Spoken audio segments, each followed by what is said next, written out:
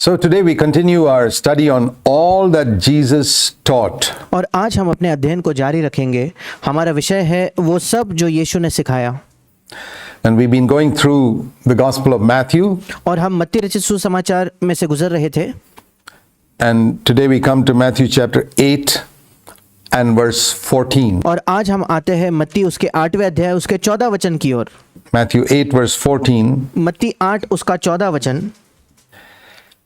Jesus had come to Peter's home and he saw his mother-in-law lying sick in bed. और यहाँ लिखा है कि यीशु मसीह पतरस के घर आता है और वो देखता है कि पतरस की जो सास है वो बीमार है With a fever. और उसे बुखार था। And he touched her hand and the fever left her and she arose and waited on him. और 15 वचन लिखा है उसने उसका हाथ छुआ और उसका ज्वर मतलब उसका बुखार उतर गया और वो उठकर उसकी सेवा करने लगी। This is a beautiful picture of what should be the result of the Lord touching us. I mean, और ये एक बहुत सुंदर चित्र है कि अगर प्रभु हमें छूता है तो उसका क्या परिणाम होना चाहिए। apply this to your own life. अब इसे अपने खुद के जीवन में लागू करके देखिए। We're sick with sin. हम सब जो है वो पाप से बीमार थे And Jesus comes by and touches us. और फिर यीशु मसीह आकर हम जो पाप से बीमार हमें पाप का रोग है हमें छूता है हमें चंगा करता है And raises us up and delivers us from it. और वो हमें उस बिस्तर से उठाकर हमें उस पाप से छुड़ाता है। And it says as soon as she got up, she didn't wait. और यहाँ लिखा है जैसे ही वो उठी उसने इंतजार नहीं किया She immediately started serving him. और तुरंत उसने यीशु की सेवा करना शुरू कर दिया। That's a beautiful picture of how it should be whenever the Lord touches us और ये एक सुंदर चित्र है कि हमारे जीवन में कैसा होना चाहिए जब कभी प्रभु हमें छूता है and raises us up from our sin, और जब कभी हमारे पाप से वो हमें उठाता है तब कैसा होना चाहिए problems that we've been in. या उन समस्याओं में जिसमें हम रहे हैं उसमें से जब वो हमें बचाता है तब हमें क्या करना चाहिए। Evening had come, the news went around that Jesus had come and had instantly healed. और हम देखते हैं जब शाम आई तो वहाँ खबर फैल गई कि यीशु वहाँ आया है।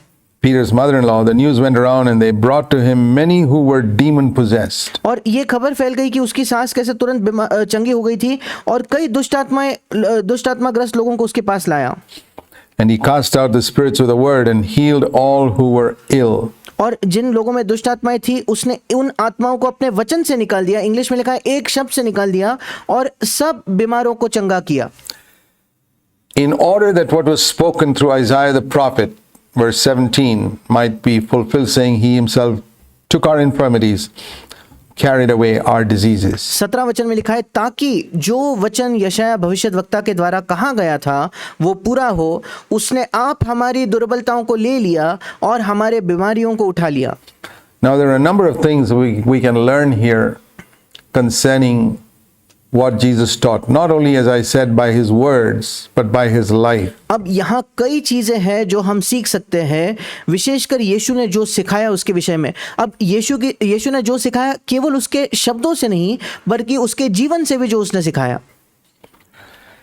It says here that they brought many to him, and then if you look at the parallel passage of this incident in Luke's gospel, अब अगर आप यहाँ देखो तो यहाँ लिखा है कि लोग बहुत से लोगों को उसके पास लाया गया और इसी का वर्णन जब लूका रचित सुसमाचार में किया जाता है अगर हम वहां मुड़ेंगे तो sometimes comparing scripture with scripture, you learn something which is not mentioned in one scripture. और कई बार जब हम बाइबल के एक वचन की तुलना दूसरे वचन से करते हैं तो हम ऐसी कुछ चीजें सीखते हैं जो उस पहले जगह नहीं लिखी होती। This same incident is repeated in Luke 4 and verse 40. अब यही घटना लूक 4:40 में दोहराई गई है। And there it says, he laid his hands on every single one of them. और वहां लिखा है कि उसने लूक 4:40 में लिखा है उसने एक एक पर हाथ रखकर उन्हें चंगा किया। There were many people brought. It says here that so many were brought who were demon possessed and sick. और यहाँ बहुत से लोगों को लाया गया था। यहाँ इस वचन में क्या लिखा है बहुत से लोग वहां आए थे जो दुष्टात्माग्रस्त थे जो बीमार थे। And instead of saying a mass prayer for all of them. और इसके बजाय कि यीशु मसीह एक साथ सबको खड़ा करके एक ही प्रार्थना सबके लिए करता है, सामूहिक तौर पे ऐसा करने के बजाय It says he laid hands on each one individually. और ऐसा लिखा है कि यीशु ने हर एक के सिर पर एक एक निजी तौर पर जाकर उनके सिर पर हाथ रखा। That is because he wanted each person to feel that God was interested in each of them personally. और वो इसलिए था कि यीशु मसीह चाहता था कि हर एक को यह एहसास हो कि परमेश्वर को उनमें से हर एक व्यक्ति में व्यक्तिगत तौर पर दिलचस्पी थी, That he gave them a personal touch. कि व्यक्तिगत तौर पर उसने जाकर हर एक को छुआ।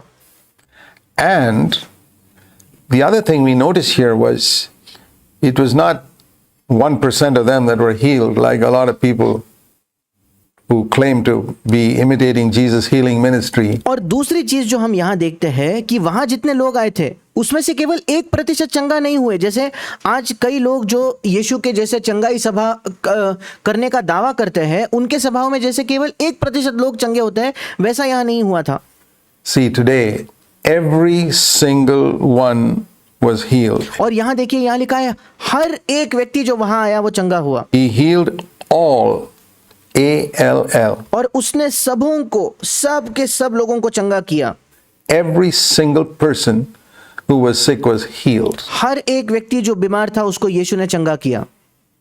This is the ministry that we see that Jesus accomplished. ये वो सेवकाई थी जो हम देखते हैं यीशु ने पूरी की। Why was that?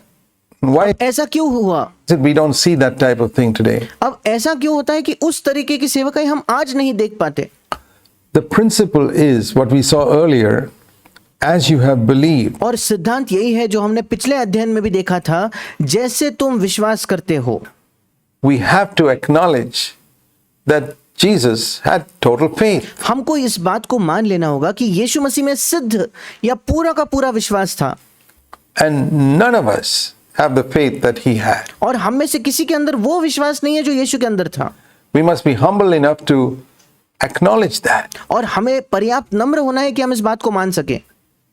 I remember once I was called by a family to go and pray for their daughter who was मुझे याद है एक बार मुझे किसी परिवार ने बुलाया था कि मैं उनके बेटी के लिए जाकर प्रार्थना करूं sick. जो बीमार थी। And, you know, the Bible says, I don't have a healing gift, but the Bible says that when someone calls an elder, James chapter 5 says, when someone calls an elder to pray for those who are sick, he should go, anoint them with oil, and pray in their... अब मेरे पास चंगाई का वरदान तो नहीं है, पर Bible में लिखा है कि अगर कोई, याकूब के 5वें अध्याय में लिखा है कि अगर कोई बीमार है और वो प्राचीनों को बुलाए तो उस प्राचीन को जाकर उन्हें तेल से अभिषेक करके उनके लिए प्रार्थना करनी चाहिए। It says the prayer of faith will save the sick. और वहां लिखा है कि विश्वास की प्रार्थना उस बीमार को चंगा करेगी। So I went not as one who has a gift of healing, but as an elder, obeying that command in James chapter 5. और इसलिए मैं वहां उस लड़की के लिए प्रार्थना करने गया, एक चंगाई के वरदान के साथ में नहीं गया, केवल बाइबल में जो प्राचीनों के लिए आज्ञा है उस आज्ञा को मानने के लिए मैं उस घर पर गया। And when I went there, I saw this 16-year-old girl curled up in the bed. और जब मैं वहां गया तो मैंने देखा 16 साल की एक लड़की अपने बिस्तर में पड़ी है, And they said that she was injured or had some head injury or something from birth. और इसलिए उन्होंने मुझसे कहा, उसके माता पिता ने, कि उसे कोई बचपन से ही सिर में चोट लगी थी, कोई उसको हेड इंजरी हो चुकी थी, And could not walk or talk or do anything from childhood, curled up like that for 16 years. और ये लड़की ना ही बात कर सकती थी ना ही कुछ चल सकती थी, बचपन से कुछ नहीं कर पाती थी, 16 वर्ष वैसे ही वो बिस्तर में पड़ी थी। Had to be fed and clothed and everything. उसे वहीं खाना खिलाना पड़ता था, वहीं उसको सब कुछ करना पड़ता था उसके लिए, उसी बिस्तर में। And I said, hey brother, sister, I don't have the faith to make this person get up and walk. और मैंने कहा, मेरे भाई मेरे बहन, मेरे अंदर ये विश्वास नहीं है कि मैं इस व्यक्ति को बोलूं खड़ा हो जा और वो उठकर चलने लगे। I'll be honest with you. मैं अभी आपके साथ बिल्कुल ईमानदार होकर ये बता देता हूं। And I said, I can pray that God will give you grace to look after this child. और But मैंने कहा, मैं आपके लिए ये प्रार्थना कर सकता हूं कि परमेश्वर आपको अनुग्रह देगा कि आप इस बच्चे की परवरिश कर पाओ। I don't want to deceive you and make you feel that as soon as I pray, this girl's going to get up and walk who's never walked for 16 years. पर मैं आपको धोखा नहीं देना चाहता कि जैसे ही मैं प्रार्थना करूं आपको ये महसूस होगा कि जैसे ही मैं प्रार्थना करूं तो ये लड़की उठकर चंगी हो जाएगी और चलने लगेगी जो 16 वर्ष से नहीं चली है। ऐसा मैं आपको धोखा नहीं देना चाहता। We must be honest and humble about the measure of gift we have and the measure of faith we have. And हमें ईमानदार होना है और नम्र होना है दो चीजों के विषय में। एक हमारे वरदान की मात्रा क्या है और दूसरा हमारे विश्वास की मात्रा क्या he है। also told them if Jesus himself were here, he would have made her walk immediately. और मैंने उस माता पिता को यह भी कहा कि अगर यीशु मसीह यहाँ होता तो वो तुरंत इस लड़की को चंगा करता और वो चलने लगती। But what is the difference? अब उन दो यीशु में और मुझ में वो अंतर क्या है?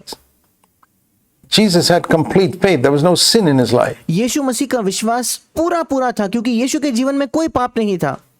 You know, so much of our problem is that our mind and our heart is polluted by sin. और हमारी बड़ी समस्या ये है कि हमारा मन और हमारा हृदय पाप से प्रदूषित है।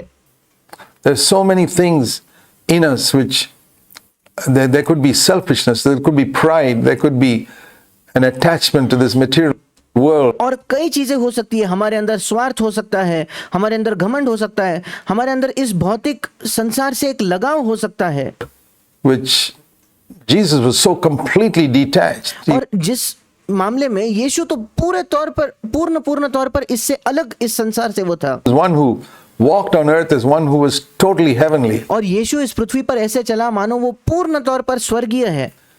And so his word had authority. और इसी वजह से यीशु के हर वचन में अधिकार था। So we need to humble ourselves and acknowledge that we cannot do all that he did. और इसलिए हमें अपने आप को नम्र करने की जरूरत है। हमें अपने आप से इस बात को मान लेने की जरूरत है कि हम हर वो चीज नहीं कर सकते जो यीशु कर सकता है। But we can certainly live the way he taught us to live. पर निश्चित तौर पर हम वो जीवन जी सकते हैं जिस जीवन को यीशु मसीह ने हमें सिखाया है जीने के लिए। There's no doubt about that. उसके बारे में कोई शक नहीं है, Because that he gives us the provision for. क्योंकि वो जीवन जीने के लिए जो प्रावधान है, जो सामर्थ्य वो प्रभु हमें देता है। In other words, we can follow him in his life, but not necessarily in his ministry. और दूसरे शब्दों में हम उसका अनुसरण उसके जीवन में कर सकते हैं, पर ये जरूरी नहीं कि उसके सेवकाई में हम उसका अनुसरण कर पाए। We need to distinguish between these two. हमें इन दो चीजों में अंतर करने की बड़ी जरूरत है। When Jesus said, "Follow me," and like when Paul said in 1 Corinthians 11:1, "Follow me as I follow Christ." जब यीशु मसीह ने कहा मेरा अनुसरण करो, या वैसे ही जब पौलुस ने कहा कि पहले कुरिन्थियों 11:1 में पौलुस ने यह कहा था कि मेरा अनुसरण करो जैसे मैं मसीह का अनुसरण करता हूं। And in Philippians 3:17, "Brethren, follow us and follow those who have the same type of example as we have." और फिर फिलिपियों 3:17 में पौलुस कहता है, हे भाइयों, हमारा अनुसरण करो और उनका अनुसरण करो जिनके पास वही उदाहरण, जो एक उदाहरण की तरह जीते हैं जैसा हम जी रहे हैं। There are examples today of people who are seeking to follow in Christ's footsteps. आज ऐसे उदाहरण है लोगों का जो मसीह के पद चिन्हों पर चल रहे हैं या चलने की कोशिश कर रहे हैं, वो एक उदाहरण है। And when Jesus told us to follow him, he was not telling us to follow him in his ministry. और जब यीशु ने हमसे कहा कि हम उसका अनुसरण करें, तो यीशु हमसे ये बिल्कुल नहीं कह रहा कि उसके सेवकाई में हमें उसका अनुसरण करना है। It's very, very important to understand that. और ये बहुत महत्वपूर्ण है कि हम इस बात को समझें। But in his life, पर उसके जीवन में हमें उसका अनुसरण करना है। we're to walk as Jesus walked, but we cannot serve with the same gifts that he had. हमें यीशु जैसा चलता था वैसे हमें चलना है, पर हमारे पास वो सारे वरदान नहीं हो सकते जो यीशु के पास थे। He had all the gifts. यीशु के अंदर हर वरदान था। But today the body of Christ is much larger. In him there was a complete body of Christ in one person. और आज मसीह की देह बहुत बड़ी है। उस समय यीशु मसीह में एक ही व्यक्ति के अंदर मसीह की देह थी। But now the gifts are distributed. पर आज यीशु मसीह के वरदान जो है उनको अलग-अलग लोगों को दिया गया है। So none of you need feel condemned that when you pray for the sick, somebody is not healed. और इसलिए आप में से किसी को ये अपराधीपन की भावना नहीं आनी चाहिए, आपको ये दोष की भावना नहीं महसूस होनी चाहिए कि आपने किसी बीमार के लिए प्रार्थना की और वो चंगा नहीं हुआ। We can still walk as Jesus walked. So when Jesus was telling us to follow him, उसके बावजूद भी हम वैसे चल सकते जैसे यीशु चला। He was telling us to follow him in his life. We और need इसलिए जब यीशु हमसे कहता है कि मेरा अनुसरण करो, तो यीशु ये कह रहा है कि मेरे जीवन का अनुसरण करो। to distinguish between life and ministry. हमें अंतर करने की जरूरत है यीशु मसीह का जीवन और उसकी सेवकाई।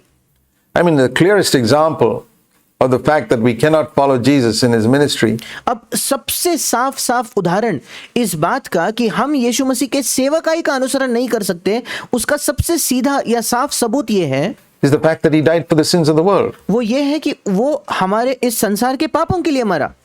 Can we follow him in that ministry? क्या उस सेवकाई में हम यीशु का अनुसरण कर सकते हैं क्या? Obviously not. बिल्कुल नहीं। Well, we can't follow him in any other ministry either. और वैसे ही हम उसकी किसी और सेवकाई में भी उसका अनुसरण नहीं कर सकते। Not even in his healing all who are sick. We might as well acknowledge that limitation and be honest. और सब लोग जो बीमार है उन्हें चंगा करने के सेवकाई में भी हम उसका अनुसरण नहीं कर सकते। हमें अभी से ईमानदार होकर इस बात को मान लेना चाहिए। Because a lot of Christians are just being deceived by being told that we can do everything that Jesus did. और क्योंकि आज कई मसीह लोगों को यह धोखा दिया जा रहा है ये बताकर कि जो भी यीशु ने किया हम भी कर सकते हैं। In his life, yes, उसके जीवन में हाँ हम भी वो कर सकते हैं। we can overcome sin as he did, जैसे यीशु ने पाप पर विजय प्राप्त किया हम भी विजय प्राप्त कर सकते हैं, but not in his ministry. पर यीशु के सेवकाई में हम उसका अनुसरण नहीं कर सकते। That's the honest truth that और यही ईमानदार सत्य है। anyone who gives another impression is actually trying to deceive you. और अगर कोई भी आपको इसके विपरीत कोई बताने की या समझाने की कोशिश करता है वो आपको धोखा देने की कोशिश कर रहा है। So I mentioned that in passing here. और जाते जाते मैं इस बात का यहाँ जिक्र करना चाहता था।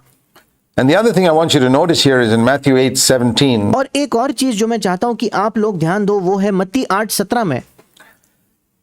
It says, when Jesus healed all who were sick here in verse 16, 16 वचन में जैसे लिखा है कि जो भी बीमार थे उन्हें यीशु ने चंगा किया, इस बात को जो 16 वचन में लिखा गया है, something was fulfilled right there. उसी क्षण उसी समय एक और चीज थी जो पूरा हुआ या एक और वायदा था जो पूरा हुआ। If we don't read scripture exactly, we can misquote it. अगर हम बाइबल को सही तरीके से नहीं पढ़ेंगे तो हम गलत तरीके से बाइबल के वचनों का उसको कोट करेंगे या उसका उदाहरण देंगे। And very often preachers misquote this verse 17, as I will just point out to you. और कई बार जो मसीही प्रचारक है वो मत्ती 8:17 को गलत तरीके से पेश करते हैं, जैसे मैं अभी आपको दिखाने वाला हूं। Verse 17 says, the prophecy of Isaiah, saying he himself took our infirmities and carried away our diseases, was fulfilled. और 17 वचन में लिखा है कि यशायाह नबी की जो भविष्यवाणी थी कि उसने अपने आप हमारी दुर्बलता को ले लिया और हमारे बीमारियों को उठा लिया, ये भविष्यवाणी वहां पूरी हुई। Now many people apply that to the cross अब कई लोग इस वचन को क्रूस को लागू करते हैं and say on the cross he took our infirmities and carried away our diseases, and that it was fulfilled there. और लोग कहते हैं कि क्रूस पर यीशु मसीह ने हमारे बीमारियों को ले लिया, हमारे दुर्बलताओं को ले लिया और क्रूस पर इस वचन को ये वचन पूरा हुआ है, ऐसा कई लोग कहते हैं। Well, is that what scripture says? पर बाइबल ऐसा कहता है क्या? No. नहीं।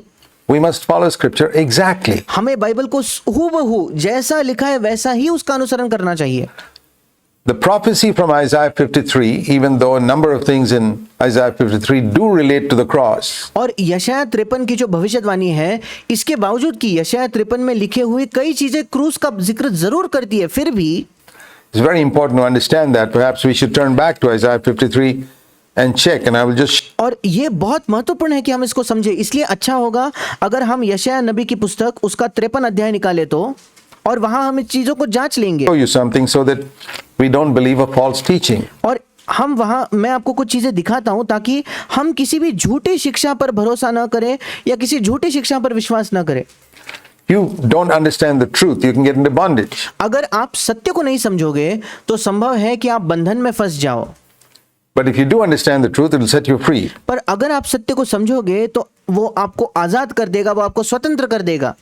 See, Isaiah 53 says, he grew up before him like a tender shoot, verse 2. That was not on the cross. और यशायाह 53 के दूसरे वचन में लिखा है वो उसके समान अंकुर के समान बड़ा हुआ या फूटा। अब ये तो क्रूस का जिक्र नहीं कर रहा, That was in Nazareth. वो तो नासरत में था।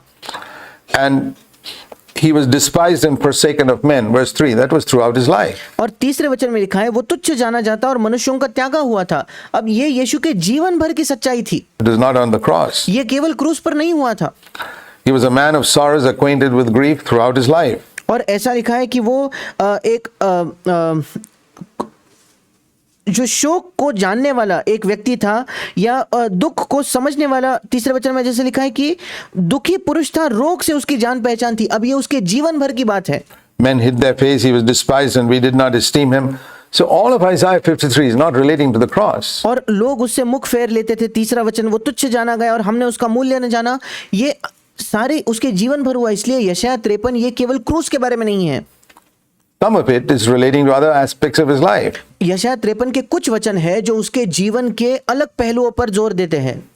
He was oppressed and he was afflicted, did not open his mouth. That was not on the cross. That was when he was being tried in court. And और जब ऐसा लिखा है कि उसने अपना मुंह नहीं खोला, उसकी ताड़ना जब उसे दोष लगाया गया तब भी वो शांत रहा, ये क्रूस पर नहीं हुआ। क्रूस के पहले जब उसे उन महायाजकों के सामने या पिलातुस के सामने लाया गया था तब ये सब हुआ था। many verses like that. और ऐसे ही कई वचन हैं। The same way, this verse, he himself took our infirmities and carried away our diseases, which is here in verse 17 of Matthew 8. और मत्ती 8 के 17 में जो वचन हमने थोड़ी देर पहले देखा कि उसने हमारी दुर्बलताओं को आप ले लिया और हमारे बीमारियों को वो ले लिया, Which is a quotation from Isaiah 53 verse 4. वो यशायाह 53 के चौथे वचन में पाया जाता है, वही वचन। That was not fulfilled on the cross. Like और यशायाह 53 का 4 वचन ये क्रूस पर पूरा नहीं हुआ था। I said, everything in Isaiah 53 was not fulfilled on the cross. जैसे मैंने आपको बताया यशायाह 53 की हर चीज क्रूस पर पूरी नहीं हुई थी। Some parts were fulfilled at other times in his life. और यशायाह 53 के कुछ भाग थे जो उसके जीवन में अन्य समयों पर पूरे हुए। And this is one of those verses that was fulfilled at another time. और ये एक वचन है जो उसके जीवन में क्रूस पर नहीं, अलग समय पर पूरा हुआ था। There is no verse that says that Christ took our sicknesses with him on the cross, even though that's a very popular belief. और ये ऐसा कोई वचन बाइबल में नहीं है जो कहता है कि मसीह ने हमारे बीमारियों को उसके साथ उसके क्रूस पर ले लिया। इसके बावजूद कि ये बहुत प्रचलित, कई लोग इस पर विश्वास करते हैं मसीहत पर ये सच नहीं है। Particularly in Pentecostal charismatic circles. और विशेषकर जो पेंटिकॉस्टल कलीसियाएं हैं, करिश्माई कलीसियाएं हैं, उनमें ये इस पर विश्वास किया जाता है। But look through scripture and see if you can find it anywhere in the New Testament. It's not there. पर आप बाइबल को जांचकर, बाइबल को पढ़कर देखिए, कहीं भी नए नियम में आपको ये मिलता है क्या? पूरे बाइबल में आपको ये वचन नहीं मिलेगा। It's amazing how many Christians believe things which are not written in scripture. और बिल्कुल अद्भुत है कि कितने मसीही लोग जो चीजें बाइबल में लिखी नहीं है उस पर भी विश्वास कर लेंगे, Just because they've been brainwashed by some preacher. केवल इसलिए क्योंकि कोई प्रचारक ने उनको बार बार बताकर उस पर भरोसा दिलाया है। Let's read scripture exactly. आइए हम बाइबल को ठीक सही तरीके से पढ़ना सीखें। When does the New Testament say that this Old Testament verse, he himself took our infirmities and carried away our diseases, when was that fulfilled? अब जो ये पुराने नियम का वचन है जिसका जिक्र नए नियम में किया गया है, और ये वचन क्या है कि उसने हमारे रोगों को सह लिया और हमारे दुखों को उठाया, ये वचन कब पूरा हुआ था? Years before Jesus went to Calvary. Kalvari जाने के कई वर्षों पहले ये वचन पूरा हुआ था। Here in Matthew 8, when he healed all that were sick, this scripture was fulfilled. ये वचन मत्ती 8वें अध्याय में पूरा हुआ। वहां लिखा है कि जब उसने सब लोगों को चंगा किया तब ये वचन पूरा हुआ, ऐसा मत्ती 8:17 में लिखा है। Right there. उस समय That he took our infirmities and carried away our diseases. कि उसने हमारे दुर्बलताओं को आप ले लिया और वो हमारे रोगों को उसने उठा लिया। And what is it referring to? अब ये किस वचन का जिक्र किस चीज का जिक्र कर रहा है? It's not referring to his taking our sicknesses on the cross. अब इसका जिक्र ये नहीं है कि क्रूस पर यीशु मसीह हमारे बीमारियों को लेता है, नहीं। It's referring to the fact that here were a whole lot of people who were sick. और ये वचन इस बात को बता रहा है कि यहाँ बहुत सारे बीमार लोग वहां थे And he took it away. और यीशु ने सारी बीमारी ले ली। He took away their sicknesses and their यीशु ने उनके बीमारियों को ले लिया, infirmities. उनके दुर्बलताओं को ले लिया He carried them away and they were all healed. और उन सब दुर्बलताओं को उठाकर उसने सबको चंगा किया। That is the fulfillment of this verse. इस वचन की ये पूर्णता होते हुए हम यहाँ देखते हैं। So does that mean that we cannot pray for healing? अब क्या इसका ये मतलब है क्या कि हम चंगाई के लिए प्रार्थना ही नहीं कर सकते? Of course we can pray for healing. निश्चित तौर पर हम चंगाई के लिए प्रार्थना कर सकते हैं। We can pray for anything that will help us to serve God better. हम किसी भी चीज के लिए प्रार्थना कर सकते हैं जो हमारी सहायता करेगा कि हम परमेश्वर की बेहतर तरीके से सेवकाई कर पाए। I myself pray for healing every time I'm sick. मैं खुद हर समय जब मैं बीमार होता हूं, मैं बीमारी चंगाई के लिए प्रार्थना करता हूं। And I found many times God has healed me. और मैंने देखा है कि कई बार परमेश्वर ने मुझे चंगा भी किया है। So it doesn't mean that we will have perfect health. अब उसका यह मतलब नहीं कि हमारी सिद्ध सेहत हो जाएगी। It doesn't mean that when you're 70 years old you'll have the health of a 25-year-old. Certainly not. और उसका यह मतलब कतई नहीं कि जब आप 70 साल के होंगे तो आपकी स्वास्थ्य बिल्कुल 25 साल की उम्र के व्यक्ति के समान होगी, बिल्कुल भी नहीं।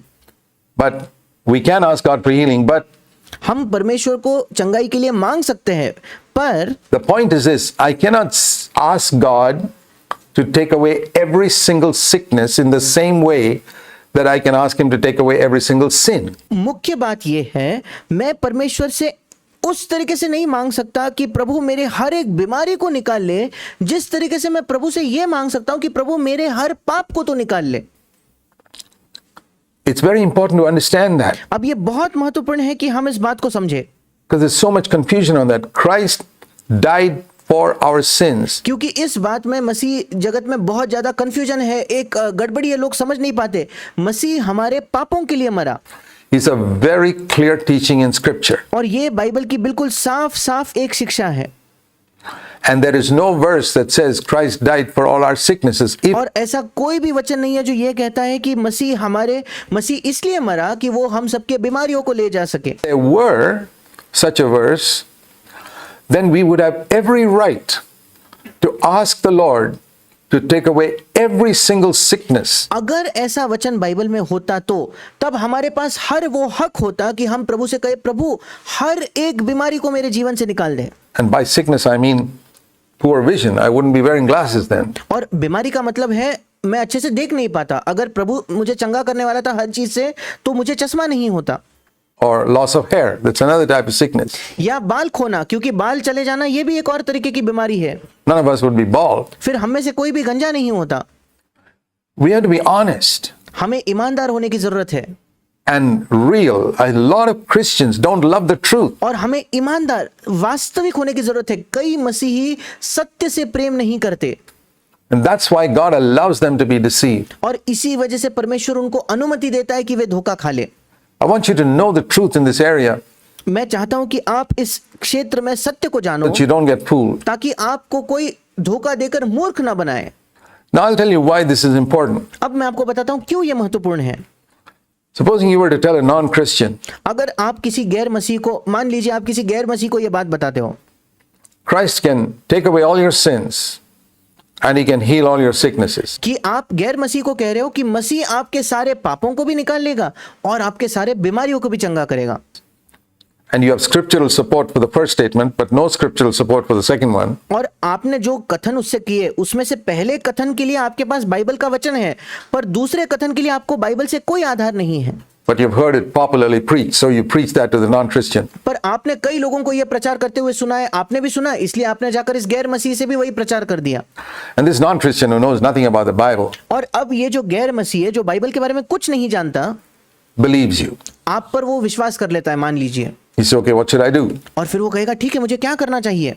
You say, ask Christ to forgive you. Turn from your sin. Ask Him to forgive you. और आप उससे कहते हो, आप मसीह से कहो कि वो आपके पापों को क्षमा करे, अपने पापों से मुड़ो और प्रभु से कहे, प्रभु मुझे क्षमा कर। And He does that. और वो व्यक्ति वही करता है। Receive Him as your Savior. He does और आप उसको कहते हो यीशु मसीह को अपने उद्धारकर्ता के तौर पर स्वीकार करो, that. और वो व्यक्ति वो करता भी है। And you tell him on the basis of God's word, your sins are blotted out. और आप कहते हो, देखो परमेश्वर के वचन के आधार पर मैं तुम्हें कहता हूं, तुम्हारे सारे पाप प्रभु ने मिटा दिए हैं। We confess our sins. He's faithful and just to forgive us all our sins. हम उससे कहते हैं अगर हम अपने पापों का अंगीकार करें तो वो विश्वास योग्य और धर्मी है कि हमारे सारे पापों को क्षमा करे।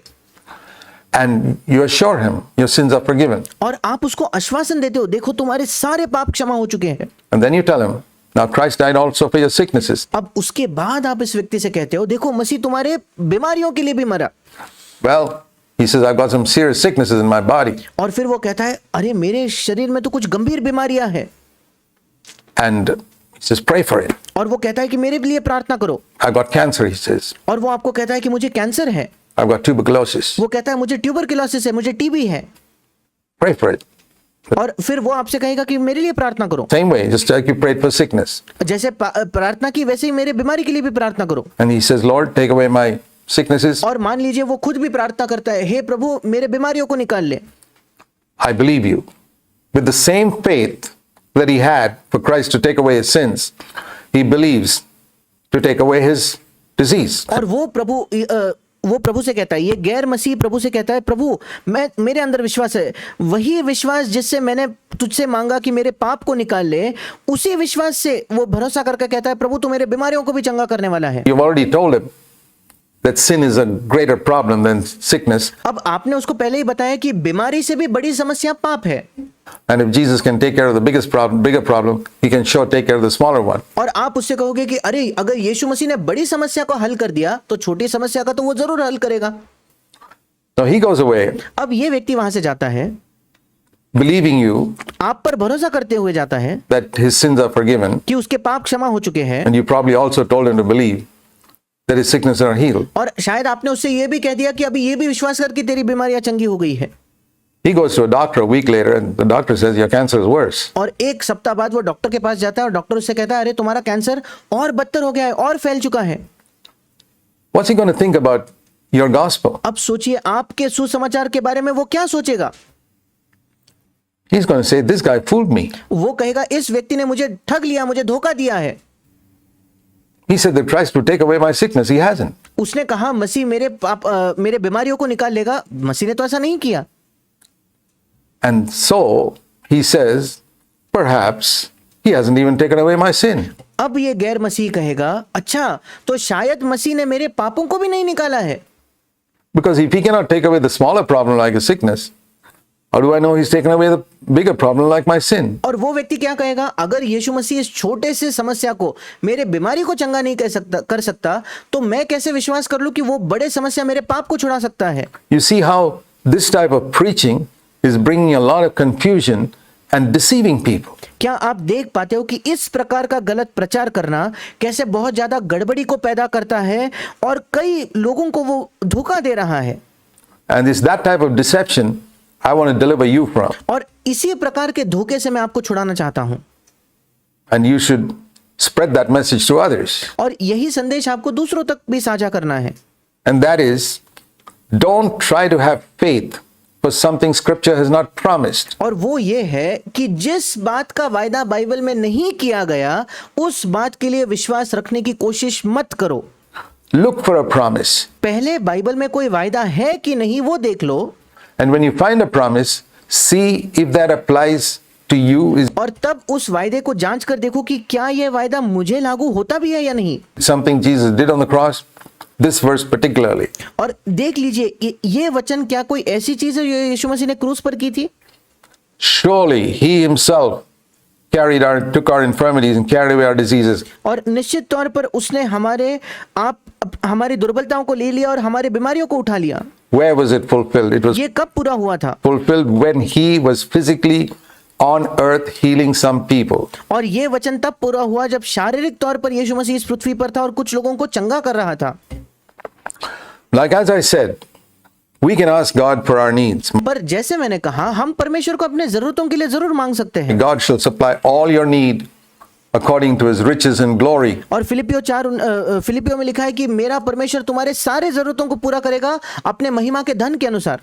By Christ Jesus is a specific promise. Philippians 4:19. और फिलिपियो 4:19 में एक विशेष वायदा हमें दिया गया है कि मसीह के द्वारा परमेश्वर हमारे सारे जरूरतों को पूरा करेगा। He doesn't say that he'll give me all that I want. अब वहां ये नहीं लिखा, फिलिपियो 4:19 में ये नहीं लिखा कि जो कुछ मुझे चाहिए वो प्रभु मुझे देगा, ऐसा नहीं लिखा। We got to read scripture carefully. हमें बाइबल को ध्यान से पढ़ने की जरूरत है। Philippians 4:19 says, "My God will supply all your need." फिलिपियो 4:19 में लिखा है कि मेरा परमेश्वर तुम्हारे हर एक, हिंदी में घटी लिखा है, इंग्लिश में लिखा है तुम्हारे हर एक जरूरत को, तुम्हारे हर एक आवश्यकता को वो पूरा करेगा। Now, there are a lot of things which we think are our need, and God doesn't think so. अब कई चीजें हैं जो हमें लगता है कि ये हमारी आवश्यकता है, पर परमेश्वर को ऐसा नहीं लगता। Just like little children. When little children come to their father ये बिल्कुल छोटे बच्चों की तरह है। जब छोटे बच्चे अपने माता पिता के पास आते हैं and say, Dad, I need this. और वो कहते हैं पापा मुझे इस चीज की जरूरत है, Dad will say, You don't need that, you want it. और फिर वो पिता उससे कहता है तुम्हें इसकी जरूरत नहीं है, तुम्हें ये चाहिए केवल। But I don't think you need it. So और फिर वो पिता कहेगा मुझे नहीं लगता तुम्हें ये अभी इसकी कोई जरूरत है, I'm not going to give it to you. और इसलिए वो पिता कहता है मैं तुम्हें नहीं देने वाला। A good father does not give his children everything they ask for. क्या आप जानते हो एक अच्छा पिता जो कुछ उसके बच्चे मांगते हैं वो उन्हें नहीं देता। Only a foolish father would give his children everything he asks for.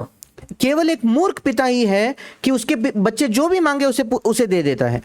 Sometimes we give our children some painful things like an injection कभी कभी हम अपने बच्चों को कई दर्दनाक चीजें देते हैं, जैसे एक इंजेक्शन देना हुआ, or surgery, which is extremely painful, या कभी कभी हम अपने बच्चों का ऑपरेशन करवाते हैं, उसमें तो कितना ज्यादा दर्द होता है, necessary for them. पर ये उनकी आवश्यकता है, उनकी जरूरत है, इसलिए They don't want it, वो बच्चे नहीं चाहते कि उनको इंजेक्शन लगे या उनकी सर्जरी हो, but they need it. पर उनकी आवश्यकता है। That's how a good father is. The child एक अच्छा पिता ऐसा ही होता है। can't understand why in the world I should go through surgery or take this painful injection. अब वो बच्चा समझ नहीं पाता कि क्या जरूरत है ये दर्द भरे इंजेक्शन को मुझे लेने की, क्या जरूरत है कि मेरा ये ऑपरेशन किया जाए, But the dad says you need it. पर पिता कहता है कि तुम्हें इसकी जरूरत है। So God is like that. He's a loving father. And और परमेश्वर ऐसा है, वो एक प्रेमी पिता है। we are children, we don't know sometimes what's good for us. और कई बार हम भी बच्चों के समान हैं, हमें वही नहीं पता कि हमारे लिए अच्छा क्या है। God has promised to give us everything we need. परमेश्वर ने हमें वायदा दिया है कि जो कोई हमारी जरूरत है वो हमें देगा। And where He sees that I need healing because it will further His purposes and is for my greater good, He will always heal me. और जब भी परमेश्वर देखेगा कि मुझे चंगाई की जरूरत है, क्योंकि वो देखता है कि मुझे चंगाई की आवश्यकता है और मेरे चंगाई के द्वारा उसके उद्देश्य ज्यादा अच्छे से पूरे होंगे, या मेरी चंगाई मेरे भलाई के लिए है, तब हर समय परमेश्वर मुझे जरूर चंगा करेगा अगर वो ये चीजें देखता है तो। But where He sees it's not that necessary, He may not. पर अगर परमेश्वर देखता है कि मेरी चंगाई उतनी जरूरी नहीं है या उतनी महत्वपूर्ण नहीं है, तो परमेश्वर मुझे चंगा नहीं भी करेगा।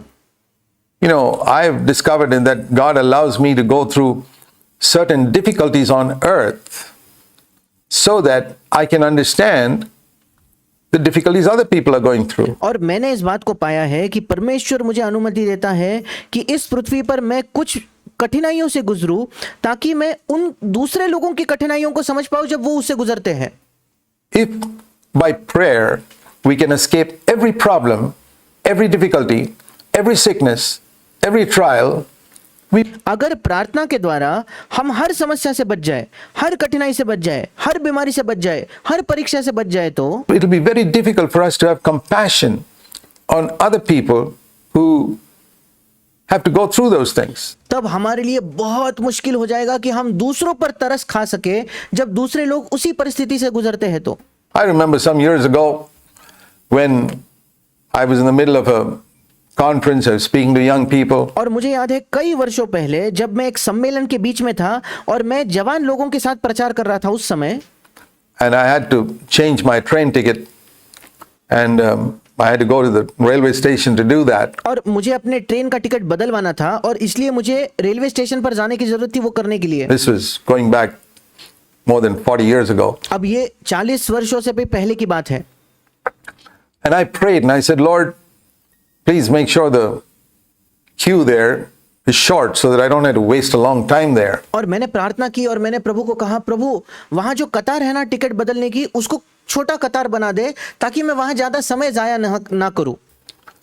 And when I went there, the queue was so long, it was going outside the station. I had to और जब मैं वहां गया तो वो कतार इतनी लंबी थी कि स्टेशन के बाहर तक लोग खड़े थे। stand in the sun for quite a while before I reached the counter और मुझे बहुत समय तो धूप में खड़ा रहना पड़ा काउंटर पे मेरा नंबर लगने से पहले, to change my ticket. मेरा टिकट बदलवाने के लिए।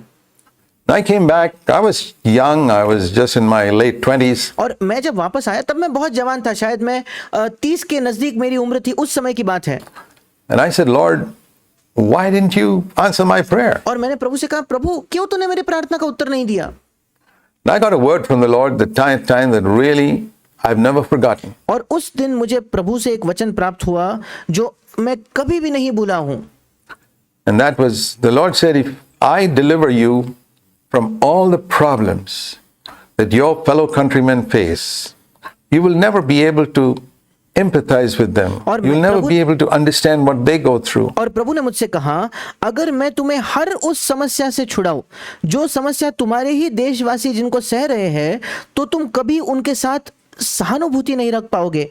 तुम कभी ये नहीं समझ पाओगे कि वो व्यक्ति किस समस्या से गुजर रहा है।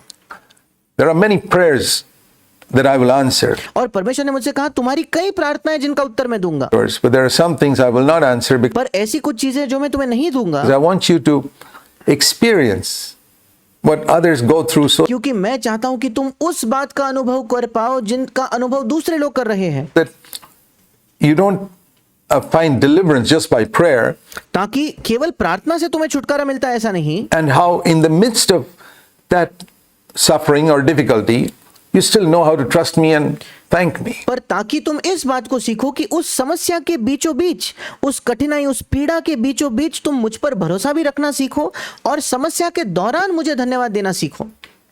That was a lesson I've never forgotten. ये एक पाठ था जो मैं आज तक कभी नहीं भूला हूं।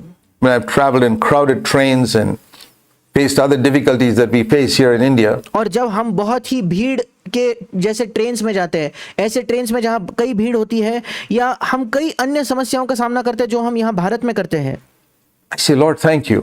और मैं कहता हूँ, प्रभु तेरा धन्यवाद। I can understand what other people are going through, अब मैं समझ सकता हूँ कि दूसरे लोग क्या सह रहे हैं, किस चीज से गुजर रहे हैं, and therefore I can sympathize with them. और इसी वजह से मैं उन लोगों के साथ सहानुभूति कर सकता हूँ प्रभु। So remember that if God hasn't healed your sickness, or God doesn't solve some problem of yours, और इसलिए इस बात को याद रखिए, अगर परमेश्वर आपके बीमारी को चंगा नहीं करता तो, या परमेश्वर आपकी किसी समस्या को नहीं सुलझाता तो, it's because He wants you to, some physical problem I mean, और मेरा मतलब है शारीरिक समस्या, मेरा समस्या से मतलब कोई शारीरिक भौतिक समस्या है। He wants you to understand what other people in your country go through, so परमेश्वर चाहता है कि आप इस बात को समझो कि आपके देश के अन्य लोग किस चीज से गुजर रहे हैं, you can have a more sympathetic way in which you can approach them in ministering to them. तब आपके पास ज्यादा एक सहानुभूति वाला मार्ग होगा। जब भी आप उनकी सेवकाई में उनके पास जाओगे तो आपके अंदर और सहानुभूति होगी। But when it comes to sin, पर जब बात आती है पाप की, the word of God is clear, तब परमेश्वर का वचन बिल्कुल साफ है, absolutely clear. बिल्कुल साफ है। Every sin which you confess will be forgiven immediately. There's हर एक पाप जिसका आप अंगीकार करते हो उसको तुरंत शुद्ध कर दिया जाएगा, no delay in that. उसमें कोई देरी नहीं होने वाली, कोई विलंब नहीं होने वाली। When you pray for sickness, sometimes the Lord may take a little time to heal it. पर जब आप बीमारी के लिए प्रार्थना करते हो तो हो सकता है कि प्रभु थोड़ा समय ले आपको चंगा करने के लिए, But when it comes to sin, past sin, the forgiveness is immediate. पर जब बात आती है पाप की, आपके अतीत के पाप की, तो परमेश्वर की क्षमा तुरंत उसी क्षण में होती है। And when it comes to overcoming sin, और जब बात आती है पाप पर विजय प्राप्त करने की, Romans 6:14 is very clear. तब रोमियो 6:14 बिल्कुल साफ है, Sin will not rule over you. पाप तुम पर प्रभुता नहीं कर पाएगा, And that we can claim. और इस बात का हम दावा कर सकते हैं। So if we don't understand the distinction between that which God will do immediately and that which God may do slowly, or that which God may not do, we can get confused in whether God answers prayer or not. और अगर हम इस बात को, इसके अंतर को नहीं समझते कि कौन सी चीज परमेश्वर करने वाला है और कौन सी चीज शायद परमेश्वर बड़े धीरे धीरे करेगा या परमेश्वर करने ही नहीं वाला, अगर हम इस अंतर को नहीं समझते तो हमारे मन में गड़बड़ी पैदा हो सकती है कि परमेश्वर प्रार्थना का उत्तर देता भी है या नहीं। I always say that God answers every prayer. मैं हमेशा कहता हूं कि परमेश्वर हर प्रार्थना का उत्तर देता है, But like the traffic lights that we see at traffic junctions, पर बिल्कुल उन ट्रैफिक के उन बत्तियों के समान जो हम ट्रैफिक के सिग्नल पर देखते हैं, sometimes it's red. कभी कभी वो लाल होता है God says no. और परमेश्वर कहता है नहीं। It is an answer, वो उत्तर तो है, but the answer is no. पर परमेश्वर का उत्तर है नहीं। Sometimes it's orange कभी कभी वो पीला होता or है yellow. And then God is saying, wait, और तभी परमेश्वर कहता है इंतजार करो, not yet. अभी नहीं, I'll give it to you. मैं दूंगा। And sometimes it is green. और कभी कभी वो लाइट का रंग जो है वो हरा होता है। Yes, you can have it right now. और प्रभु कहता है हाँ, अभी इसी समय तुम्हें मिल सकता है। So remember the traffic lights when you think of God answering prayer. और जब भी आप इस बारे में सोचो कि परमेश्वर प्रार्थना का उत्तर देता है, तो उन ट्रैफिक के बत्तियों को याद कर लो। Every prayer is answered. God's हर प्रार्थना का उत्तर मिलता है। traffic lights are always working. परमेश्वर के ट्रैफिक की जो बत्तियां हैं वो हर समय जलती है, हर समय काम करती है। But don't think that when he says no, he didn't answer. He did answer. पर आप ये ना सोचे कि अगर परमेश्वर ने नहीं कह दिया तो उसने उत्तर नहीं दिया। नहीं, उसने उत्तर जरूर दिया। If my little son came and asked me for something and I said, no son, I can't give it to you. अगर मेरा छोटा बेटा अगर मुझसे पूछे पापा मुझे ये दे सकते हो क्या, और मैं कहता हूँ नहीं नहीं बेटा मैं तुम्हें नहीं दे सकता, He can't say, Dad didn't give me an answer. अब मेरा बेटा ये नहीं कह सकता कि मेरे पापा ने तो मुझे जवाब ही नहीं दिया। Dad did give me an answer, but the answer was no. मेरे पापा ने जवाब तो दिया, जवाब नहीं था। So remember this, that God answers every prayer. और इस बात को याद रखिए कि परमेश्वर हर प्रार्थना का उत्तर देता है। Sometimes the answer is yes. कभी कभी उत्तर हाँ है, Sometimes the answer is wait. कभी कभी उत्तर है इंतजार करो, Sometimes the answer is no. कभी कभी प्रार्थना का उत्तर है नहीं। But when it comes to sin, पर जब बात आती है पाप की, his answer is always yes. उसका उत्तर हमेशा हाँ है। Always yes, because Christ came to the world to save us from sin. कि उसका उत्तर हर समय हमेशा हाँ है, क्योंकि परमेश्वर मसीह इस संसार में आया हमारे पापों से हमें छुड़ाने के लिए। It's very important for me to emphasize this, the और ये बहुत महत्वपूर्ण है कि मैं इस पर जोर देकर आपको समझाऊं। distinction between Christ, what he came for, and what he does. He ताकि मैं आपको ये अंतर समझा पाऊं कि मसीह किस लिए आया, क्या वो करने वाला है, किस कारण से वो आया। blesses us in many ways, हाँ, वो कई तरीकों से हमें आशीषित जरूर करता है, but there are things that he's promised to do immediately, certain other things which he does as a matter of his goodness. God पर एक अंतर है, कुछ चीजें मसीह हमारे लिए तुरंत करता है क्योंकि उसने वायदा किया है वो करने का, पर कुछ और चीजें हैं जो वो केवल उसके भलाई की वजह से हमारे लिए करता है। is a good God. He makes the sun to rise on the evil and on the good. परमेश्वर एक अच्छा परमेश्वर है, वो अपना सूर्योदय बुरे लोगों पर भी करता है और अच्छे लोगों पर भी करता है। He makes the rain to fall on the just and the unjust. और वो अपनी वर्षा जो है उसको जो न्यायी है उस पर भी और अन्यायी है उस पर भी बरसाता है। There are many things that God does even for unbelievers. परमेश्वर ऐसी कई चीजें तो अविश्वासियों के लिए भी करता है। For example, Cornelius. उदाहरण के लिए कुरनेलियुस को ले लीजिए। He was a total unconverted military man. पूरा एक नया जन न पाया हुआ सेना का वो व्यक्ति था, And yet it says his prayers God heard. उसके बावजूद लिखा है कि उसकी प्रार्थना को परमेश्वर ने सुना। But when it comes to forgiveness of sins and being a child of God, पर जब बात आती है पापों की क्षमा की और परमेश्वर की संतान होने के विषय में, there is absolutely no doubt in the teaching of Scripture. तब बाइबल की शिक्षा में कोई संदेह नहीं है, कोई शक नहीं है। So I wanted to emphasize this so that we don't get into any confusion. और मैं इस बात पर जोर इसलिए दे रहा था ताकि हमें कोई गड़बड़ी ना हो अपने मन में। If you equate sickness with sin, अगर आप बीमारी और पाप को एक ही नजरिए से देखो तो या समान समझो तो, like a lot of Christians seek to do, जैसे कई मसीही करते हैं, we'll find confusion in our mind when we find, why is this prayer not being answered? For तब हमारे मन में गड़बड़ी होगी जब हम ये सोचेंगे अरे मेरे ये प्रार्थना का उत्तर क्यों नहीं मिल रहा। example, pray for material things. या उदाहरण के तौर पर ले लीजिए, कई लोग भौतिक वस्तुएं मांगते हैं परमेश्वर से। A lot of people pray for houses and lands and cars and all types of things. और कई लोग घर के लिए प्रार्थना करते हैं, जमीन के लिए प्रार्थना करते हैं, गाड़ियों के लिए प्रार्थना करते हैं, सब प्रकार की चीजों के लिए प्रार्थना करते हैं। We can certainly ask for them. निश्चित तौर पर हम प्रभु से ये चीजें मांग तो सकते हैं।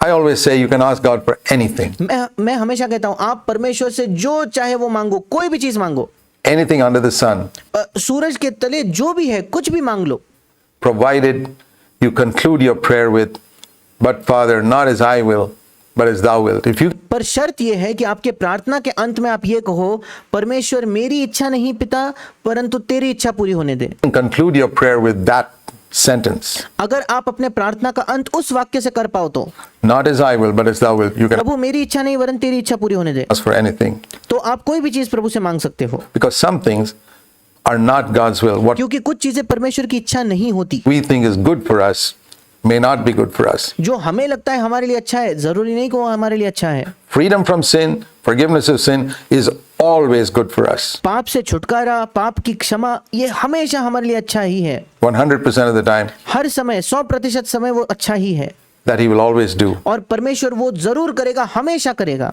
But a lot of other things which we think are good for us पर कई अन्य चीजें जो हमें लगता है कि हमारे भलाई की है, may not be the best for us. हो सकता है कि वो हमारे सर्वश्रेष्ठ की ना हो, हमारे सबसे अच्छे भलाई के लिए वो ना हो। This is the way to understand the truth of Scripture in a proper way. और ये तरीका है कि हम बाइबल के सत्य को एक सही तरीके से समझ पाए।